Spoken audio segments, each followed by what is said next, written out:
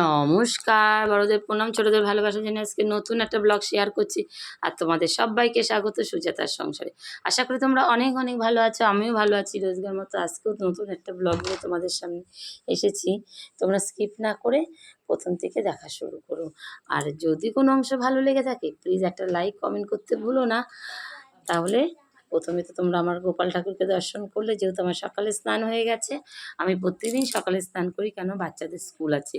এদিকে রান্নাঘরে চলে এসেছি, তারপরে চাটা করছি। আর ফ্রিজ থেকে মাছও বের করেছিলাম, বেসিনে রয়েছে। আর এবার শ্বশুরমশাইকে চা দিতে যাব। তারপরে আমি তো অত চা খাই না, যদি থাকে তাহলে খাই, আর গরম খেতেই পাই না, ঠান্ডা করে খাবো। আজকে হচ্ছে শুক্রবার। শুক্রবারের ভিডিওটা তোমাদের সঙ্গে শেয়ার করছি, কেননা এডিট করার জন্য দিতে পারিনি। এই শুক্রবার না, গত শুক্রবারের ভিডিও। এবার যাব শ্বশুরমশাইকে চা দিতে। তো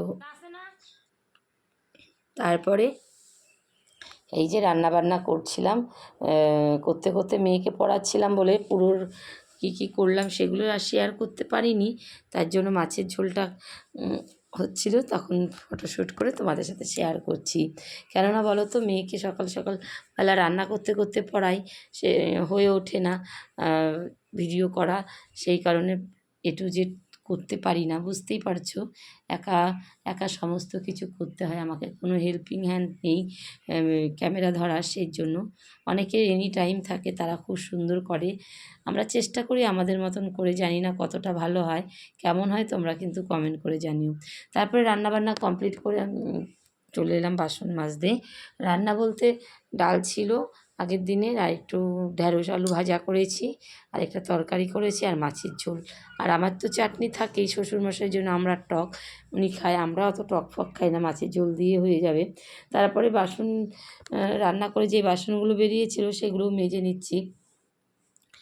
তারপরে যাব মেয়েকে স্কুলে নিয়ে। এখন কটা, 9:30 বাজে না, বাজবে হয়তো, বাজতে 10-15 মিনিট বাকি আছে। তার মধ্যেই আমার রান্না কমপ্লিট হয়েছে। আমি খুব সকালে রান্নাঘরে আসি, জানো তো বন্ধুরা, কেননা মেয়েকে নিয়ে স্কুলে যেতে হবে, সেই কারণেই। আর আমার সংসারে কেউ নেই, তো ছেলে মেয়ে সব, যেহেতু একা সংসার, সমস্ত কাজ পরিপাটি করে গুছিয়ে গাছিয়ে তারপরে বাড়ির থেকে বেরোতে হয়। তুমি যেখানে যাও, বাপের বাড়ি যাও, দিদির বাড়ি যাও, যেখানেই যাও, সেই জন্য সমস্ত কাজ রেডি করে যাই। কারণ এসে আর দুপুরবেলা রোদে বাসন মাজতে ভালো লাগে না। আর দুপুরবেলা আমার কলতলাটা একদম রোদে ভরে থাকে, সেই কারণে অনেকটা বাসন মাজতেও যে অনেকটা সময় লাগবে। তারপরে সবথেকে বড় কথা, টাইম কলে জল পাওয়া যায় না, কল চেপে এত বাসন মাজা সম্ভব নয়। তার সেই কারণেই সকালবেলায় সমস্ত বাসন টাসন মেজে ফ্রেশ হয়ে নাইটি টাইটি ছেড়ে আবার রেডি হয়ে মেয়েকে নিয়ে বেরোবো। তো আজকে শুক্রবার, যেহেতু মেয়ের নাচের স্কুলে শিক্ষক দিবস সেলিব্রেশন হবে, সেখানেও যেতে হবে।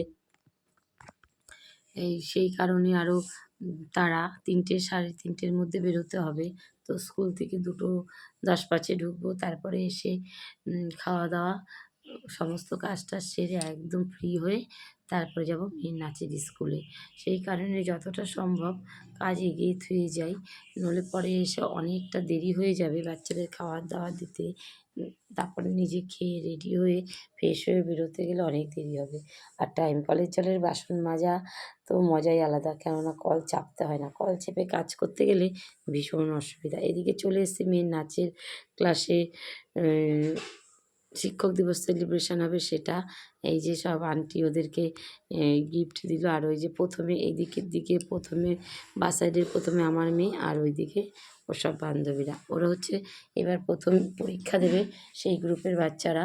আর সবাই আন্টিকে প্রণাম করছে। ওরা দিয়েছিল একটা গিফট, হচ্ছে আদি শিব, যোগী শিব, আর হচ্ছে একটা পাশে দেয়াল ঘড়ি আর কি, ছোট্ট ঘড়ি, এটাই ছিল গিফট। আর আন্টি সবাইকে চাউমিনের প্যাকেট দিয়েছিল, ওরা বাড়িতে এনে খাবে। তারপর আমরা রাতের বেলা এসে দেখি, আসতে একটু দেরি হয়েছিল, ওর বাবা ফোন করলো বিরিয়ানি আনবে। তো এদিকে শিক্ষক দিবস সেলিব্রেশন করে বাড়িতে এসেছি, আর এদিকে রাতের বেলা তোমার বিরিয়ানি খাওয়া। মেয়ে অল্প খাবে, যেহেতু চাউমিন খেয়েছিল, খাবেই না, না হলে না হয় অল্প একটু দেবো। আর আমরা 4-3 জন বিরিয়ানি খাবো। শ্বশুরমশাই তো এগুলো খায় না, ওনাকে রুটি আর সুজি করে দিয়েছি, উনি ওটাই খাবে। আর আমরা রাতে বিরিয়ানি খাবো। দেখো সেটাই পরিবেশন করছি। আর ভাত ছিল অল্প, সেই কারণে আর রান্না করলাম না। মধ্যে মধ্যে একটু অন্যরকম খাবার হলে ভালোই লাগে, সেই কারণেই। খাওয়া দাওয়া। আমাদের যেই দোকানটা থেকে বিরিয়ানি আনি খুব টেস্ট। মধ্যে, মধ্যেই খাই ভালো লাগে। একঘেয়ে খাবার তো ভাল লাগে না। সেজন্য একটু মুখের স্বাদ বদল করা কখনো, কখনো তাই বিরিয়ানিটা পরিবেশন করছি আমি। আর ছেলে তো পাগল হয়ে গেছে। আমিও অল্প খাবো কারণ আমি অতটা চাউমিন খেতে পারিনি। আমি খেয়ে নিয়েছিলাম সেই কারণে। যাই হোক এই হচ্ছে রাতের খাওয়া-দাওয়া, সারাদিনের কাজকর্ম তোমাদের সাথে শেয়ার করলাম। যদি ভালো লাগে তোমরা প্লিজ একটা লাইক করে দিও আর একটা ছোট্ট করে কমেন্ট করে দিও। অ্যা তাহলে বুঝতে পারবো। আর যদি খারাপ লাগে সেটাও বলো, "দিদিভাই এই জায়গাটা খারাপ হয়েছে।" তাহলে কি না তোমরা যদি না বলো তাহলে বুঝতে পারবো না। দেখো বিরিয়ানিটা কি সুন্দর। একটা করে ডিম দিয়েছিল, আলু ছিল আর ২ পিস করে মাংস ছিল আর কি। চিকেন বিরিয়ানি এনেছিল। আর আমাদের এই দোকানটার বিরিয়ানি এত ভালো হয়, অনেক দূর থেকে ছেলেমেয়েরা, অল্প বয়সের ছেলেমেয়েরা খেতে আসে। তো আজকে আমাদের রাতের খাওয়া-দাওয়া বিরিয়ানি আর তার সঙ্গে মেয়ের হচ্ছে নাচের স্কুলের শিক্ষক দিবস সেলিব্রেশন কেমন হলো তোমরা কিন্তু কমেন্ট করতে ভুলো না। এই থাকে সারাদিনের কাজকর্ম করে না রাতে আবার নতুন করে অনেক কিছু আর রান্না করতে ভাল লাগে না। তাই মধ্যে, মধ্যেই বিরিয়ানি নিয়ে আসি। যেহেতু আমার ছেলে খেতে ভীষণ পছন্দ করে। এই যে ওর বাবাকে দিচ্ছি, ওর বাবাও অল্প খাবে, আমিও অল্প খাবো। ছেলে একটু খেতে ভালোবাসে, ওকে একটু বেশি দেবো।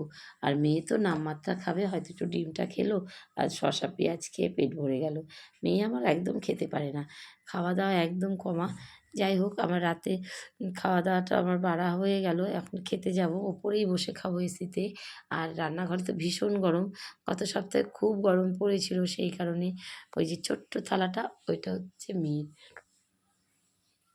আর এই যে এটা বেশি আমার ছেলে খেতে ভীষণ পছন্দ করে। আর এই যে বিরিয়ানির যে চিকেন চাপের গ্রেভিটা থাকে ওইটা খুব ভালো লাগে খেতে।